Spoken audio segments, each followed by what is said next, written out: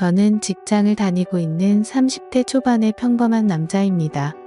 올 여름 내내 남들 다 가는 휴가도 못 가고 일만 하고 있었습니다.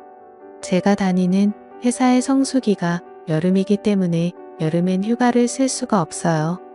여름 내내 일하고 저번 주부터 휴가를 가라고 해서 휴가철 다 지났는데 갈 곳도 없더라고요. 친구들도 이미 자기들끼리 휴가 다녀왔고 혼자라도 갈까 했는데 요즘 같은 상황에 집에 붙어 있는 게 낫겠다 싶어서 그냥 포기하고 집에 들어앉아 있었습니다. 휴가는 받았는데 만날 여자친구도 없고 제 친구들은 다들 일하는 날이라 출근해서 일하고 있으니까 저는 할 일도 없고 만날 사람도 없어서 집에서 뒹굴거리다가 그냥 배달 음식 시켜 먹고 혼자 술이나 마시면서 지내고 있었죠. 그날도 늦게까지 술 마시면서 TV 보고 영화나 보면서 있다가 잠이 들었습니다. 그런데 한참 자고 있었는데 전화가 엄청 울려서 받았더니 젊은 여자 목소리가 들렸어요. 아, 죄송해요. 202호 사는 여잔데 202호 사시는 하얀 소나타 차주 되시죠? 라고 묻더라고요. 그때 시간을 보니 새벽 4시였습니다. 무슨 일이냐고 물으니 주차장에서 후진하다가 조금 긁었는데 내려와서 한번 보라고 하더라고요. 영화 보면서 맥주를 하도 마셔서 솔직히 귀찮기도 하고 내려가기도 싫더라고요. 그 여자의 말에 따르면 그렇게 티도 많이 안 나고 살짝 긁었다고 하길래 그냥 내가 내일 아침에 일어나서 확인하고 문제 있으면 전화 주기로 하고 다시 잠들었어요. 별일 아닐 거란 생각에 그대로 자다가 천천히 10시쯤 늦게 일어나서 주차장으로 걸어 내려왔습니다. 그런데 내려와서 제 차를 살펴보고는 깜짝 놀라서 기절하는 줄 알았습니다. 살짝 긁히는 개뿔 제 차 뒷범퍼를 완전 바닥을 내놨더라고요. 그냥 7만 조금 까졌으려나 생각하고 있었는데 이건 완전 범퍼 교체를 해야 할 수준이었어요.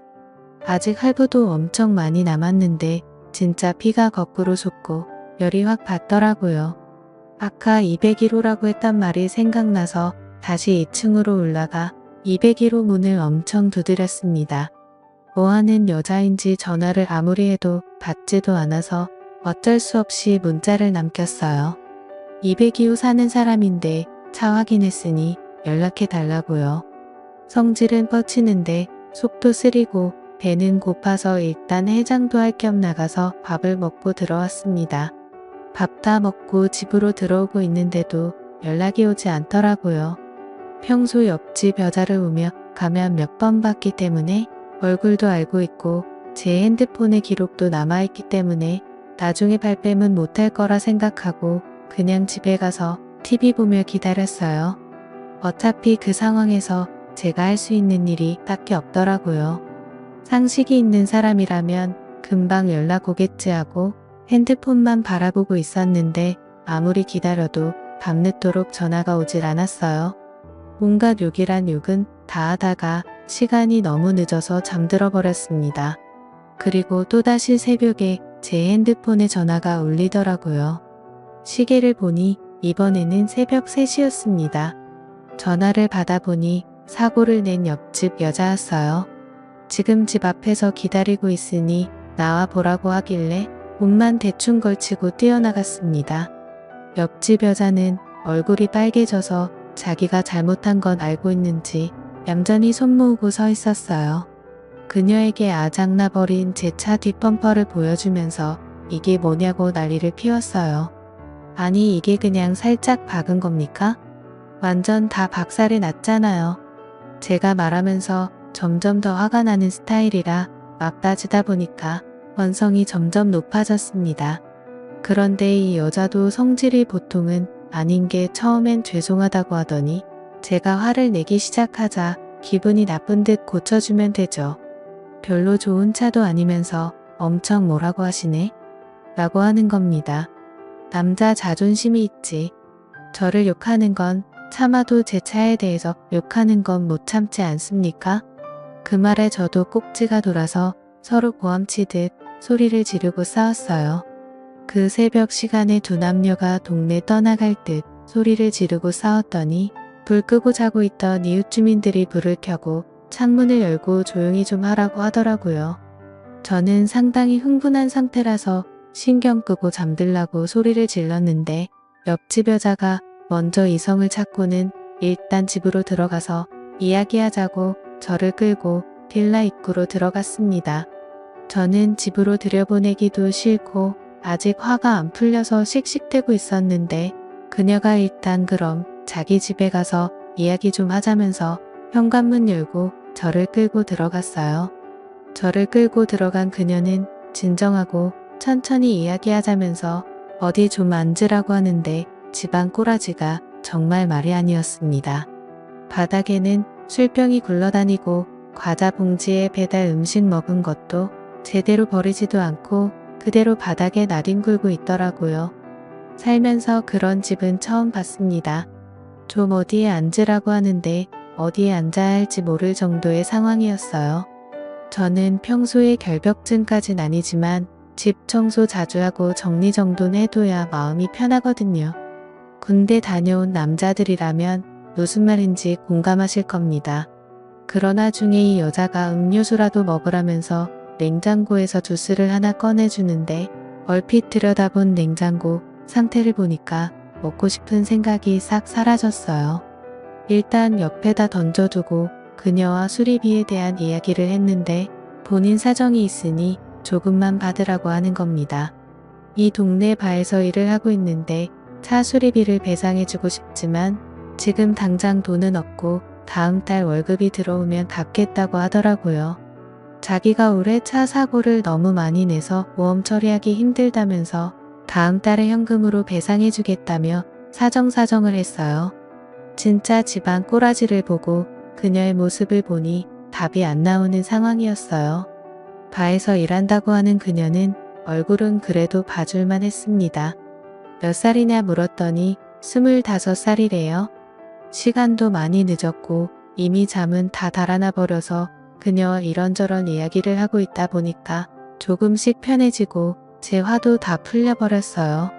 대체 집은 왜 이렇게 더럽게 해놓고 사느냐고 제가 물었더니 자기가 치울 시간이 없다고 웃으면서 농담으로 저보고 좀 치워달래요.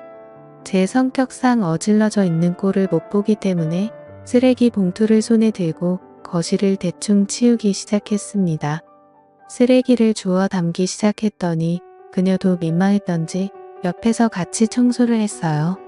바닥에 굴러다니는 커다란 쓰레기 몇 개를 주웠더니 금방 거실이 깨끗해 보였습니다. 그녀도 깨끗해진 집에 만족하면서 고생했다 하고는 냉장고에서 맥주를 하나 꺼내 주더라고요. 집에 물은 없고 맥주밖에 없다면서 부끄럽다는 듯이 웃는데 제가 미쳤지 그 모습이 귀엽게 보였습니다. 둘이서 새벽 늦은 시간까지 이야기를 하면서 냉장고에 있는 맥주를 다 마셨어요. 피곤하기도 해서 나는 집에 들어가서 자야겠다고 일어나려는데 그녀가 술이 모자라다면서 밖에 나가서 사올 테니 더 마시잡니다. 모처럼 이야기도 통하는 친구를 만나서 너무 기분 좋다면서 저랑 술 친구하자더군요. 그래서 우리는 편의점에 가서 소주랑 맥주를 더 사다가 한참 더 마셨어요. 그래도 제가 술을 못 마시는 편이 아닌데 그녀와 같은 템포로 술을 마시다 보니 살짝 취기가 올라왔습니다. 역시 바에서 일하는 여자라 그런지 주량이 엄청난 것 같았어요. 저는 술도 더 마시기 힘들었고 편하게 이야기나 더 하고 있었는데 갑자기 여자가 먼저 제 쪽으로 슬금슬금 다가오는 게 느껴졌어요. 이 여자가 나한테 왜 이러나 생각하는 그 순간 여자가 갑자기 제게 다가오면서 차 수리 비용이 너무 부담된다면서 한 번만 봐달라고 하는 겁니다. 오빠 나 진짜 한 번만 봐주라. 오빠 시키는 건 뭐든지 다 할게. 그녀는 제가 보험 갖고 있을 거 아니냐면서 그 보험으로 수리하고 한 번만 봐달래요. 그때 이 여자가 왜 나를 집까지 데려와서 술을 먹인 건지 눈치챌 수 있었어요. 정색하면서 무슨 말이냐고 절대 안 된다고 했더니 눈웃음 살살 치면서 온갖 애교를 부리는데 그 웃음에 마음이 사르르 녹아버렸어요. 그녀의 애교 때문에 입가에 미소가 살짝 번졌더니 그 모습을 보고는 웃었어? 돈 안 받기로 한 거다.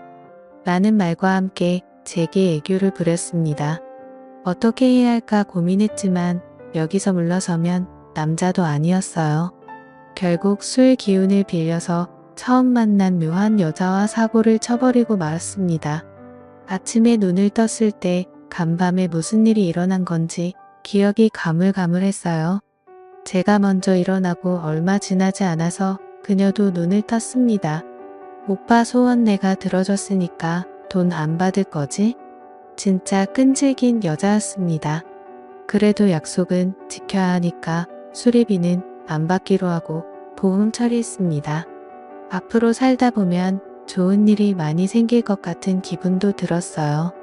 그 일을 계기로 그녀와 친해져서 지금은 서로의 집을 자주 왔다 갔다 하게 되었고, 그녀와 저는 서로를 더 알게 되면서 나중에 서로 애인이 생기더라도 이런 관계를 유지하기로 했습니다. 다들 이런 신기한 경험들 꼭 하셨으면 좋겠네요. 감사합니다.